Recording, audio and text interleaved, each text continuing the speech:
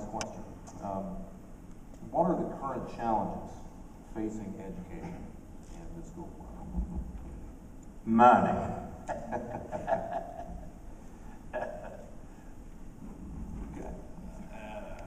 That about hits it. Money, and people are about taxed out, so I don't know what we're going to do about it. We just got to spend our money wisely. That's all there are to it. And there've been times that we've done some stuff that I'm not be too proud to be part of, but we need to watch how we spend it. We've got a great group of teachers, and we're doing all right, but we're not progressing as far as going up that I like to on ISEP tests and what have you.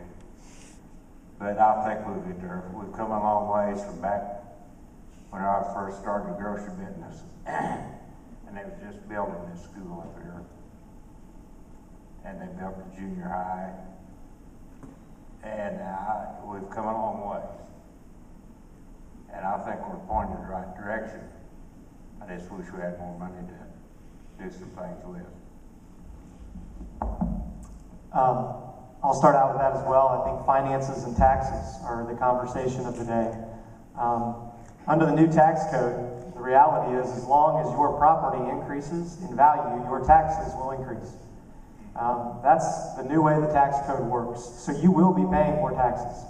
I'm not for more taxes. I'm for better use of the taxes that we already pay. We have to be the best managers of the finances that we're entrusted with by taxpayers. Every dollar matters.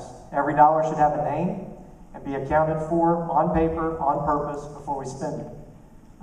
We need to keep costs down, adopt accurate budgets reflecting real needs with reasonable goals and a long-range plan that's based on reality and not a false hope.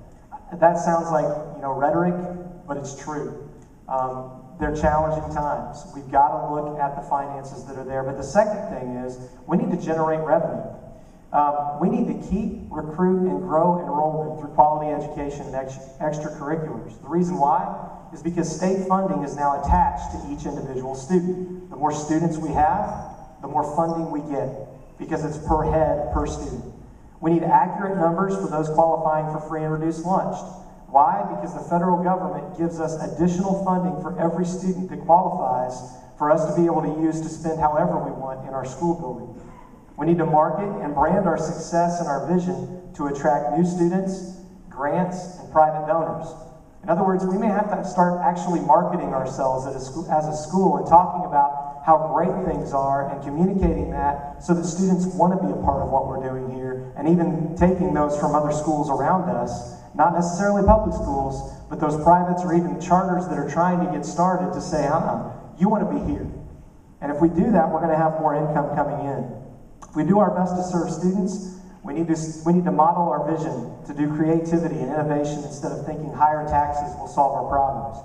Money always communicates what we really believe and are committed to. That's why we get so upset about it. And then also a long-range plan. We need to work on a better long-range plan that takes into account how to stay neutral with our building and projects as we move forward in terms of our bonds and our referendums. And I think if we can do that, we can have a better plan that looks at how we roll bonds and those things off. And then lastly is teacher contract and wages. If you take into the fact that inflation is at 2.5% average over the last 5 years, our teachers have taken a huge hit and they've been willing to sacrifice to keep our school on track. We need to celebrate that. We need to look at our teachers and tell them thank you, and then we need to look at how to write new contracts when it comes up to tell them thank you in their contracts. Well, we'll go 3 for 3 on the financial stability issue because I too believe that that's the most pressing issue right now of our time. We've had 2 of the last 3 years that brought budget cuts, and already this year the revision for a surplus has been revised downward to an uncomfortable level, and the budget hasn't even been passed yet. Matt touched on many of the same topics that I would touch on as far as the budget goes, so I won't go back into those. But we should also keep in mind, as Matt had mentioned, our funding is tied to our students, our student population. And with the increase in the state's voucher program, we need to be vigilant, that we pay attention to where students are leaving and the trend, and make sure that we are ready for that in the future. I think next year it's 15,000 students are eligible to take the voucher program, and we need to be prepared in the case that we may lose funding through students leaving in that program. I also think we need to pay attention to the upcoming teacher contract. This will be the first contract where merit-based pay is going to be included, and it's also going to be the beginning of the new teacher evaluation process. We need to make sure we put the financial means in place to reward teachers that do well. If you have an evaluation process with no reward, it's not effective. And we have a great opportunity here to be on the cutting edge of technology. We've already started, and we should continue exploring the creative ways that we can use technology to give our kids an advantage when they leave into the workforce and when they go to higher education.